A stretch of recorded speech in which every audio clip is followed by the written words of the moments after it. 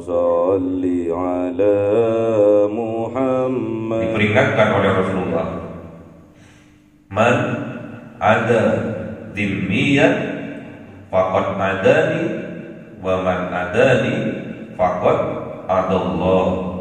Siapa-siapa orang yang menyakiti kafir dhimmi, berarti sama halnya dengan menyakiti Rasulullah. Dan barang siapa yang menyakiti Rasulullah, maka sungguh dia telah menyakiti Allah. Itu peringatan yang tegas, bukan main-main. Tegas. Islam itu tegas, aturannya jelas. Sama-sama menghormati, sama-sama menyayangi. Walaupun dia beda keyakinan, tapi kita tetap menghormati, tetap menyayangi, menjaga hak-haknya. Peringatan, apalagi sesama muslim. Ini bagi non muslim saja perlakuannya luar biasa. Tegas Rasulullah itu. Man ada dhimmiyan faqad adani wa man adani faqad adallah. Tegas Rasulullah. Barang siapa menyakiti kafir dhimmi, maka sama halnya menyakiti aku. Dan barang siapa menyakiti aku, kata baginda Rasul, faqad adallah, maka sungguh-sungguh dia telah menyakiti Allah. Kalau sudah menyakiti Allah, balasannya apa? Adzabun alim, yaitu neraka jahanam. Na'udzubillah min dzalik.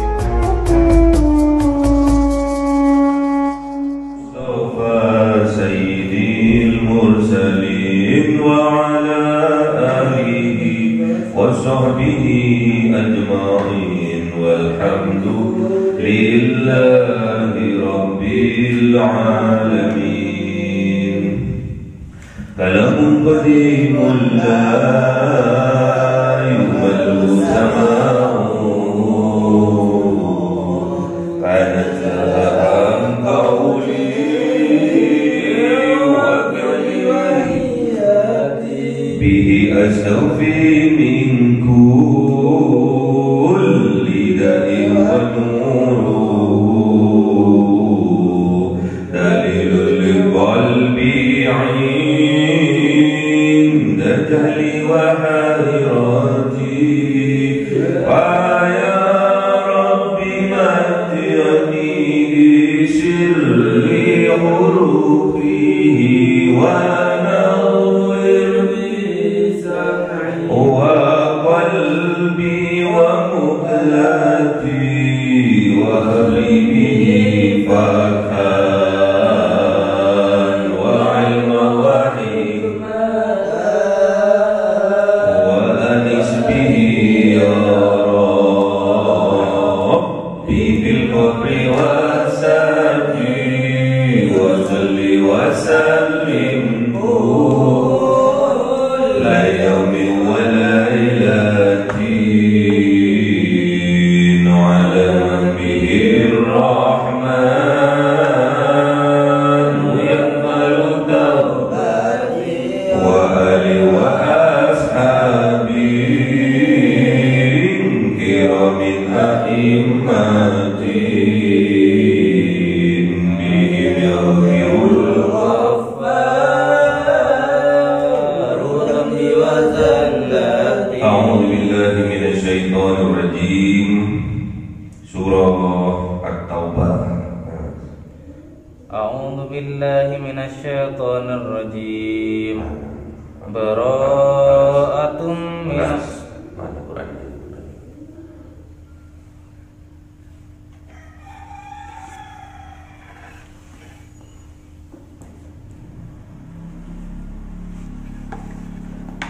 Bismillah. Ayo, Taubah. Oh, a'udzu billahi Taubah ada itu. Mana? Itu. Mana? A'udzunya nggak sama. Cari Quran yang benar. Yang biasa, yang biru.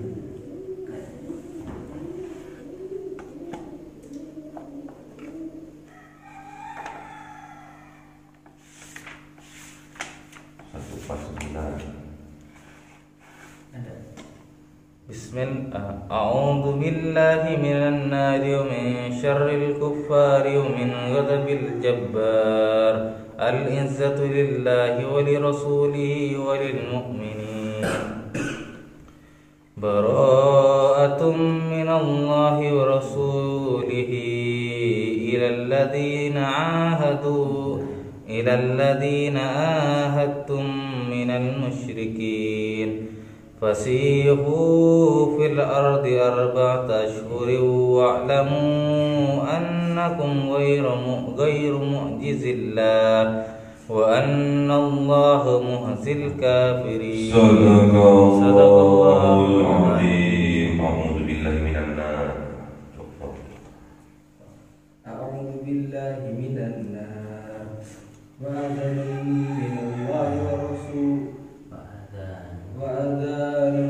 من الله ورسوله إلى الناس يوم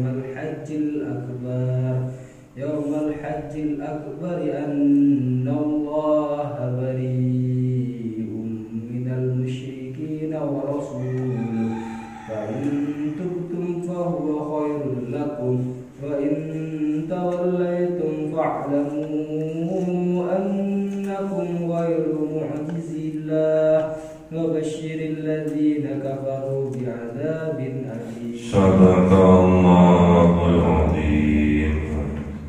أعوذ بالله من النار إلا الذين عاهدتم من المشركين ثم لم ينقصوكم شيئا ولم يظاهروا عليكم أحدا فأتموا إليهم عهدهم إلى مدتهم إن الله يحب المتقين. صدق الله العظيم. أعوذ بالله من النار ومن شر الكفار ومن غضب الجبار العزة لله ولرسوله وللمؤمنين. أعوذ بالله, aku berlindung kepada Allah, minan nar, dari siksa api neraka, wa min syarril kufar, aku berlindung kepada Allah dari kejahatan orang-orang kafir, wa min ghadabil jabbar, dan aku berlindung kepada Allah dari murkanya al-jabbar, zat yang maha memaksa. Al-izzatu lillah, kemuliaan itu milik Allah, wali rasulihi, dan milik Rasulullah, walil mu'minin, dan milik orang-orang yang beriman. Bara'atun minallah, bara'atun, berlepas diri, minallah, dari Allah, wa rasulihi, dari Rasulullah, ilal ladzina ahadtum, kepada orang-orang ahadtum, yang mengadakan perjanjian mereka, minal kufar, dari orang-orang, minal musyrikin, dari orang-orang musyrik. Fasihu, maka berjalanlah dengan bebas, fil ardi, di atas muka bumi, arba'ata ashhurin, selama 4 bulan. Wa'lamu, namun ketahuilah oleh kalian, annakum, sesungguhnya kalian, ghairu mu'jizillah, tidak dapat melemahkan, tidak dapat menolak azab dari Allah. Wa annallaha, dan sesungguhnya Allah, muhzil kafirin, menghinakan orang-orang yang menutup hatinya, yaitu orang-orang kafir. Jadi surah Taubah ini isinya tentang azab-azab, makanya dinamakan Taubah, dengan adanya peringatan di dalam ayat, di dalamnya tentang azab, tentang siksaan yang pedih dari Allah. Diharapkan kita, khususnya orang-orang yang beriman, bisa bertaubat bertaubat dengan taubatan nasuha setelah mengetahui siksanya Allah yang amat pedih, siksanya Allah yang besar. Kelak di yaumil qiyamah diharapkan kita sebagai orang yang beriman apabila melakukan kesalahan, berbuat kemaksiatan, cepat-cepat taubat kembali kepada Allah dengan taubatan nasuha. Itu alasan kenapa surat ini dinamakan dengan surat Taubah. Dan juga surat ini dikenal dengan sebutan surat Bara'at, melepaskan diri, tidak ikut campur.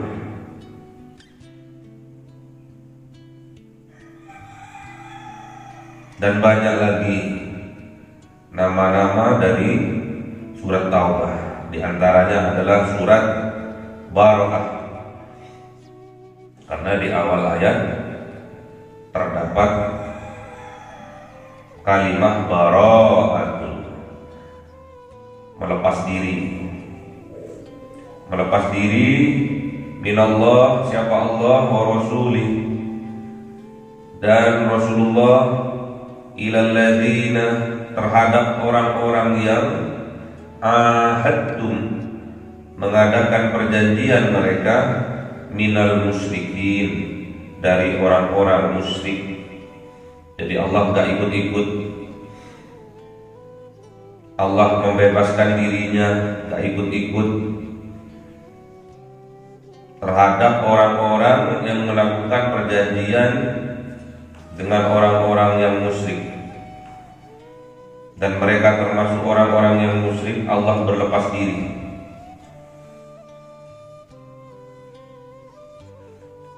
Jadi setelah terjadinya Futuh Mekah, pengambilan kembali kekuasaan kota Mekah di bawah pimpinan Rasulullah, maka bagi orang-orang yang kafir, orang-orang yang musyrik, yang tidak mau dengan aturan-aturan syariat-syariatnya Allah, karena setiap mengadakan perjanjian, orang-orang kafir, orang-orang musyrik ini selalu mengingkari, selalu tidak taat dengan perjanjian-perjanjian yang dibuat. Kemudian setelah pembukaan kota Mekah sudah dikuasai kembali oleh Rasulullah dan kaum muslimin pada saat itu, maka kaum muslimin tegas menegakkan syariah-syariahnya. Apabila ada orang musyrik, ada orang kafir yang mau tetap tinggal di kota Mekah, dipersilakan untuk memeluk agama Islam. Apabila tidak mau, dipersilakan untuk meninggalkan kota Mekah, karena kota Mekah ini adalah kota suci. Fasihu fil ardi, maka diberi kebebasan mereka, diberi peluang untuk berpikir mereka, berjalan-jalan bebas fil ardi, di atas muka bumi. Maksudnya di kota Mekah masih diberi kebebasan untuk menikmati jalan-jalan sambil berpikir apakah mau masuk Islam atau tetap dengan kekafirannya. Arba'at ashhurin, selama 4 bulan lamanya. Jadi masih diberi kebebasan mereka untuk berpikir selama 4 bulan di kota Mekah, mau masuk Islam atau keluar dari kota Mekah.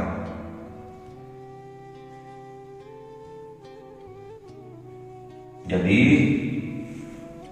karena Islam sudah menguasai kota Mekah pada saat itu tidak semena-mena, masih diberi kelonggaran waktu untuk berpikir bagi mereka orang-orang kafir, orang-orang musyrik. Wa'lamu, dan ketahuilah oleh kalian, annakum, sesungguhnya kalian ghairu mu'jizillah, tidak dapat menolak azabnya Allah, tidak akan melemahkan aturan-aturannya Allah. Wa annallaha, dan sesungguhnya Allah muhzil kafirin, malah sebaliknya menghinakan, mengkerdilkan orang-orang yang kafir.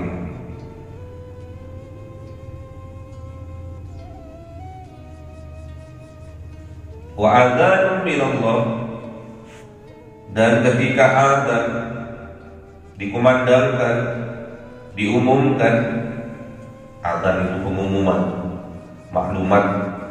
Adzan itu aslunya dari kata udhun, apa? Kuping. Dan ketika dikumandangkan atau diumumkan minallah, oleh Allah, wa rasulih, dan oleh Rasulullah, ilan nas, kepada semua manusia, yaumal hajjil akbar, pada suatu hari, yaitu haji akbar. Haji akbar itu bertepatan tanggal berapa? 9, 10, 11. Haji akbar pada bulan apa? Dzulhijjah. Ada haji asghar. Apa haji asghar? Umroh kapan saja. Ya. Kalau haji akbar ini terjadi pada bulan Dzulhijjah. Namun kalau haji asghar itu terjadi kapan saja. Annallaha, sesungguhnya Allah bari'un minal musyrikin. Dipertegas lagi bahwa Allah melepas diri dari orang-orang musyrik. Wa rasuluh, begitupun Rasulullah. Fa in tubtum, maka jikalau bertaubat mereka, orang-orang musyrik, fa huwa khairul lakum, maka mereka khairul lakum, lebih baik bagi mereka.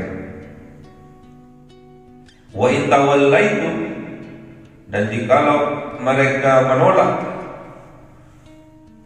melawan mereka, tidak mau mereka, fa'lamu, maka ketahuilah oleh kalian, annakum, sesungguhnya mereka ghairu mu'jizillah, tidak dapat menolak dari azab-azabnya Allah, tidak akan melemahkan syariat-syariatnya Allah, keputusan-keputusannya Allah. Wa basyiril ladzina kafaru, dan sampaikanlah berita gembira, alladzina kafaru, kepada orang-orang yang kafir. Disuruh sampaikan ada berita gembira bagi orang-orang kafir. Ini sebetulnya penghinaan, ya. Bi'adzabin alim, dengan azab yang amat pedih, dengan siksaan yang amat pedih. Itulah berita gembiranya bagi orang-orang kafir, bahwa besok kelak di yaumil qiyamah mereka akan mendapatkan siksaan yang amat pedih dari Allah, yaitu dimasukkan ke dalam neraka jahanam. Illal ladzina ahadtum, kecuali orang-orang ahadtum yang mengadakan perjanjian mereka, minal musyrikin, dari orang-orang musyrik, tsumma lam yanqusuhum syai'an, kemudian tidak mengurangi mereka, tidak melanggar mereka sedikit pun, walam yudhahiru, dan tidak menolong mereka, alaikum, untuk menentang kalian, untuk melawan kalian, ahadan, satu orang pun, fa'atimmu ilaihim, maka sempurnakan mereka, ahdahum, perjanjian mereka, ila muddatihim, sampai waktu yang telah ditentukan. Innallaha yuhibbul muttaqin, Sesungguhnya Allah cinta kepada orang yang bertakwa, mengerjakan apa yang diperintahkan oleh Allah, menjauhi apa yang dilarang oleh Allah. Inilah Allah sangat cinta kepada kita yang mengerjakan apa yang diperintahkan oleh Allah dengan kesungguhan hati, dengan ikhlas penuh cinta, dan juga menjauhi apa yang dilarang oleh Allah dengan kesungguhan hati, ikhlas, dan penuh cinta. Apa salah satunya? Membiarkan orang musyrik yang tidak melanggar perjanjian sedikit pun dengan mereka, dan membiarkan orang musyrik yang tidak mengganggu, tidak melawan, memberi bantuan kepada orang musyrik lainnya untuk melawan orang-orang muslim.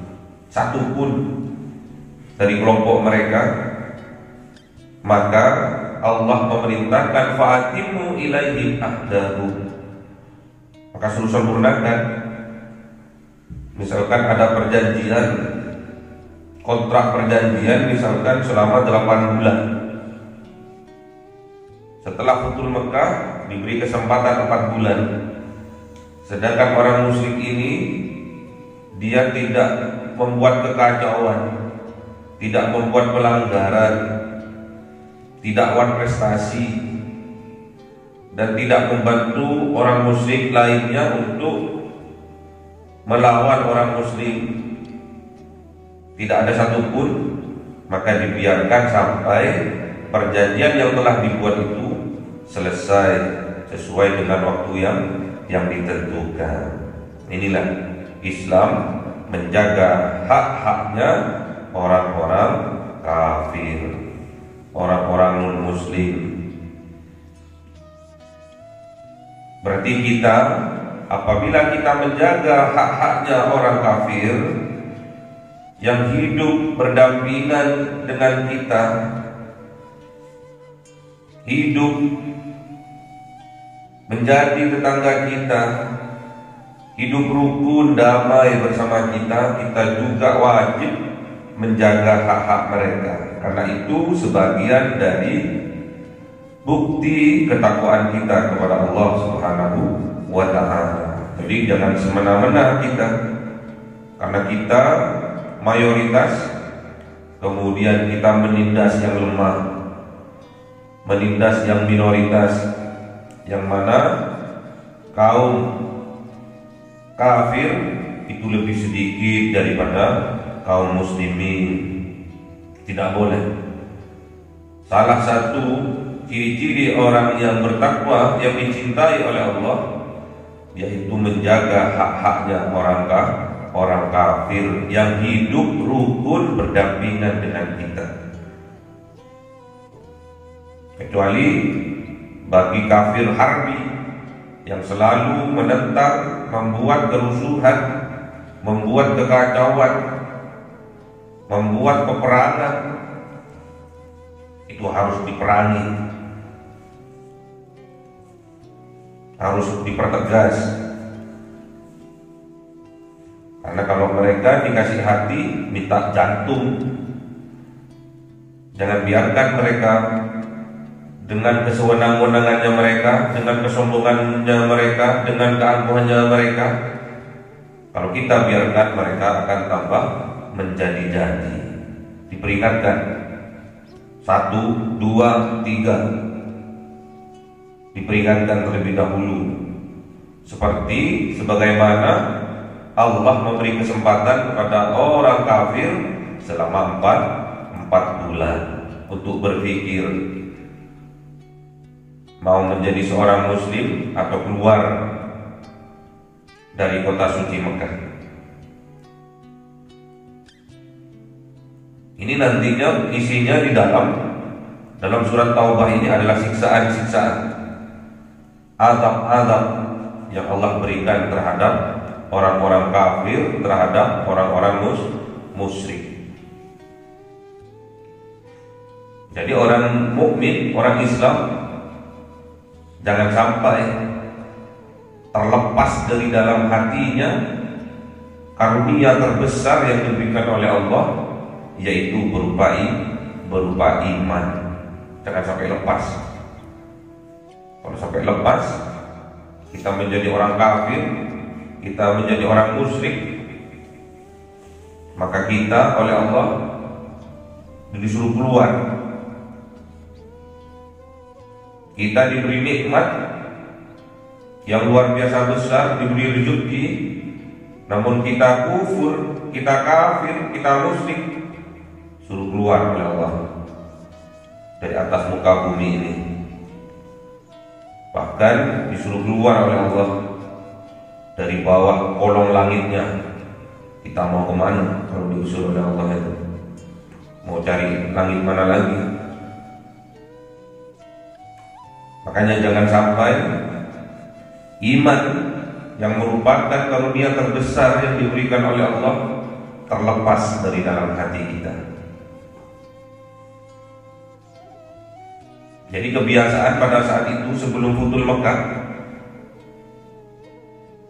orang-orang musyrik sama melakukan tawaf di Baitullah.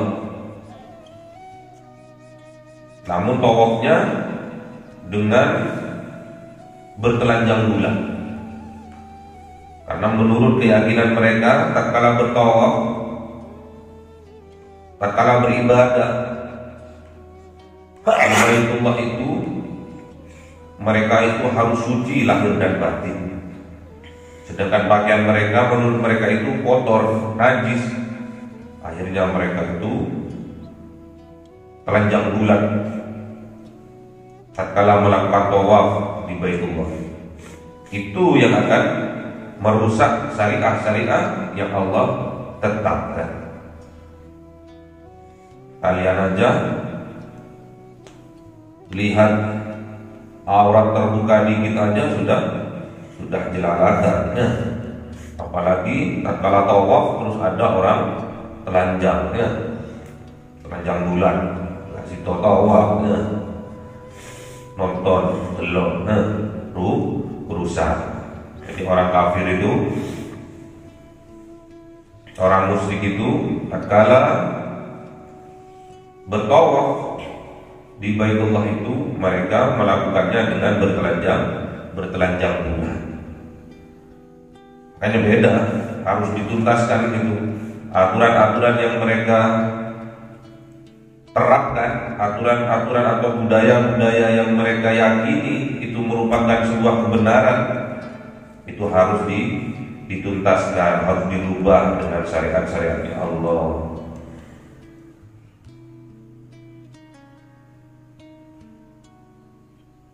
Namun sebelum menetapkan sebuah keputusan masih diberi kesempatan oleh Allah, masih diberi kesempatan. Itulah Ar-Rahman Ar-Rahimnya Allah, itulah Ghafurur Rahimnya Allah.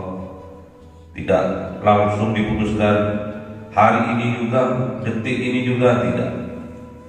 Masih diberi kesempatan selama 4 bulan lamanya untuk bisa berpikir, merenung, ini aku masuk Islam atau tetap dengan kemusyrikanku. Walaupun Allah telah menetapkan sebuah keputusan, kita orang-orang yang mengingkarinya tidak punya daya dan kekuatan untuk merubahnya. Kalau keputusan itu sudah ditetapkan oleh Allah. Kalau kita tetap menentang, maka kita akan dihinakan oleh Allah.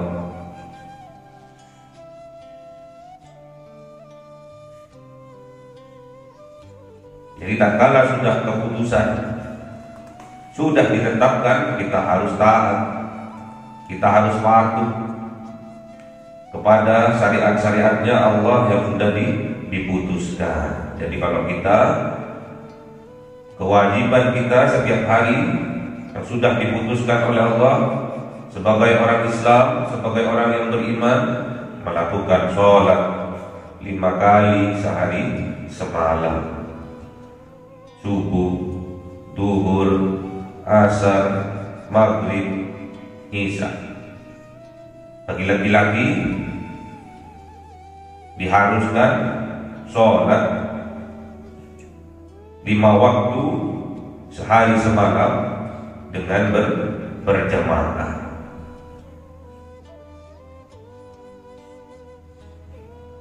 Diharuskan bagi laki-laki. Jangan sampai laki-laki seperti perempuan, ya, sholatnya singitan, ya, singitan di balik pintu, ya. Makan nggak sholat, bukan laki-laki namanya, ya. Laki-laki itu pemimpin, ya. Ar-rijalu qawwamuna 'alan nisa. Jadi laki-laki itu pemimpin bagi perempuan. Jangan sampai seorang pemimpin memberikan contoh yang buruk bagi yang dipimpinnya. Hakikatnya kita adalah pemimpin. Setiap orang itu adalah pemimpin. Di mana dalilnya? Setiap orang adalah pemimpin. Di mana dalilnya?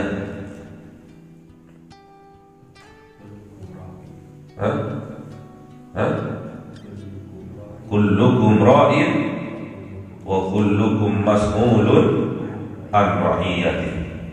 Setiap jiwa adalah pemimpin, dan setiap pemimpin akan dimintai pertanggungjawabannya terhadap yang dipimpinnya, ya. Kita ini pemimpin, minimal bagi diri kita sendiri, minimal dalam keluarga kita sendiri,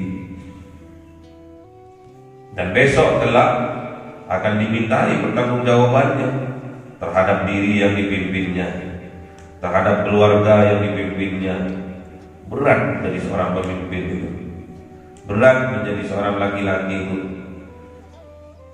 Kewajibannya mencarikan nafkah terhadap keluarganya, menanggung, menjadi penanggung jawab terhadap keluarganya, terhadap istrinya, terhadap anak-anaknya. Makanya berat jadi pemimpin. Tapi jangan jadikan alasan terus kalian gak cepat-cepat berkeluarga, ya. Karena takut tanggung jawabnya yang berat, ya. Nikmat Tuhan manakah yang engkau dustakan, ya? Fabi ayyi ala rabbikuma tukadziban, ya. Harus cepat diputuskan, ya. Jangan ragu jadi seorang pemimpin, ya. Imannya sudah kokoh, mentalnya sudah kuat, bismillah, ya. Dengan bermodal bismillah, aku lamar engkau, ya. Aku nikahi engkau dengan bismillah, ya. Kapan lagi aku bersujud bersimpuh di sejadah minta petunjuk kepada Allah, ya. Kepada siapa aku berbismillah ini, ya.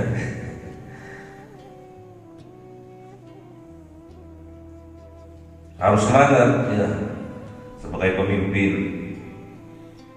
Syaratnya pemimpin itu harus adil, ya, harus jujur, harus amanah. Namanya pemimpin. Harus menjadi contoh bagi yang dipimpinnya. Harus tegas, ya. Bukan keras, tegas. Bukan letoy, pemimpin letoy. Harus tegas, karena berat jadi seorang pemimpin itu. Tanggung jawabnya dunia akhirat, ya. Apabila salah dalam pemimpin, fatal akibatnya.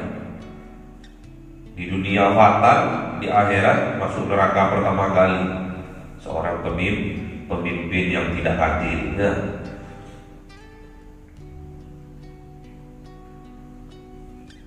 Fa in tubtum fa huwa khairul lakum, maka jikalau bertaubat fa huwa khairul lakum, maka itulah lebih baik bagi kita. Inilah pelajaran dari Allah. Apabila kita melakukan kemusyrikan, melakukan kekafiran, melakukan perbuatan dosa, cepat-cepat bertaubat kepada Allah, cepat-cepat kembali irji kepada Allah, irji ilallah, cepat kembali kepada Allah, bertaubat kepada Allah, minta kepada Allah kekuatan untuk dapat memutuskan segala sesuatu hal dengan bijaksana, ya. Jadilah pemimpin yang adil, jadilah pemimpin yang gagah, yang tegas, yang jujur dalam kehidupan kita. Bagi diri kita pribadi harus tegas, jangan melempem. Masa untuk dirinya sendiri kok melempem? Dibangunin, bangun, subuh bangun, ya. Itulah salah satu langkah untuk menjadi pribadi-pribadi yang tangguh, menjadi calon-calon pemimpin yang tangguh, yang menjadi dambaan dari semua wanita. Ya, jadi harus gagah, ya. Harus tegas. Jam 3 mandi, jam 2 mandi, ya. Tahajud, ya. Qiraatul Quran, zikir, baca selawat.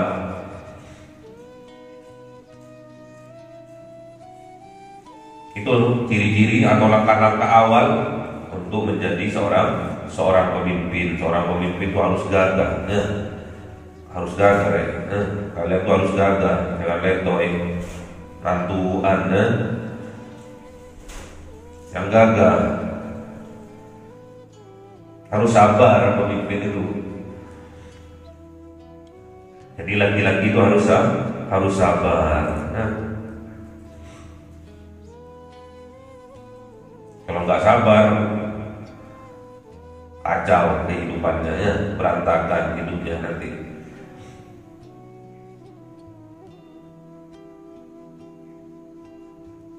Jangan sampai kita kehilangan karunia terbesar dari Allah, yaitu berupa iman.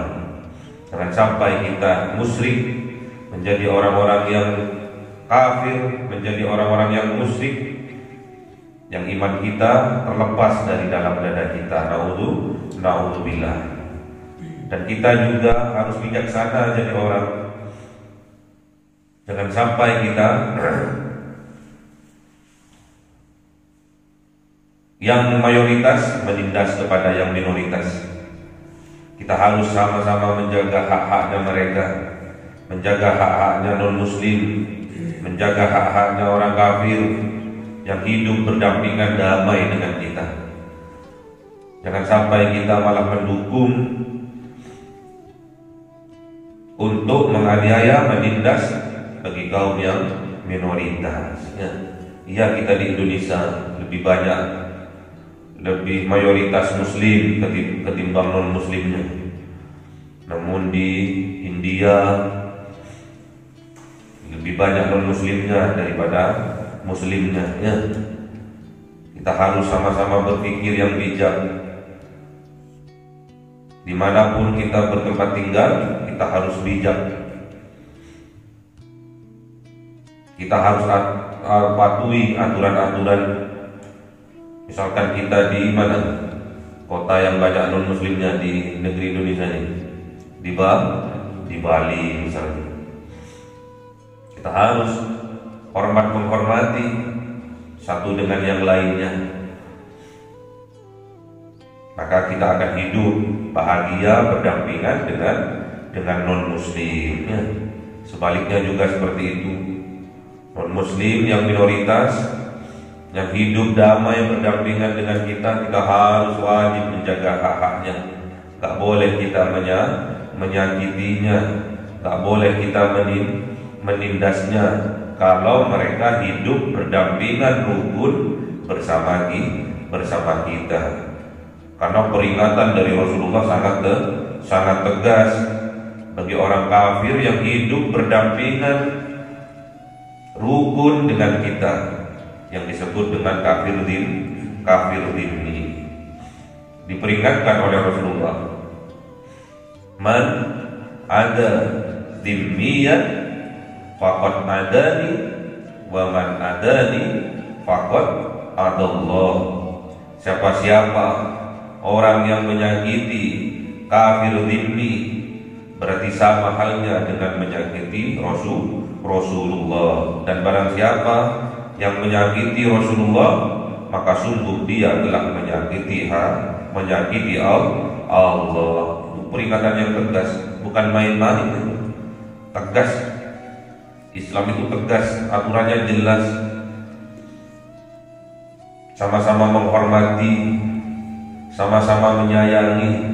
Walaupun dia beda keyakinan, tapi kita tetap menghormati, tetap menyayangi, menjaga hak-haknya. Peringatan, apalagi sesama muslim. Ini bagi non-muslim saja perlakuannya luar biasa. Tegas Rasulullah itu. Man adha dhimmiyan faqad adani wa man adani faqad adallah. Tegas Rasulullah. Barang siapa menyakiti kafir dhimmi, maka sama halnya menyakiti aku. Dan barang siapa menyakiti aku, kata baginda Rasul, faqad adallah, maka sungguh-sungguh dia telah menyakiti Allah. Kalau sudah menyakiti Allah, balasannya apa? Adzabun azim, yaitu neraka jahanam.